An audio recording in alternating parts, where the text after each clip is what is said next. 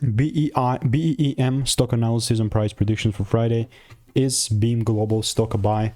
I'm gonna be breaking all of it down in this brief, short 1-minute video, so stay tuned. I am the only guy in this stock trading space doing 43,000 videos, documented all 5 years of my trading. It's all on my YouTube channel, so I've seen what's working and what's not, and documented it most importantly. With 40% increase in price, there's no doubt in my head, you know, this is kind of exceptional move. We don't see this happening every day, but the whole theme here doesn't change the fact that it's still in a bearish market on the higher time frame chart. That doesn't mean that this cannot be broken though. You know, from how I'm looking at the chart now, this is a bullish range, you know, so I'm looking for longs. And this is like a lower time frame one, but if the price pulls down and gives me a double break, then I'm of course looking to buy more.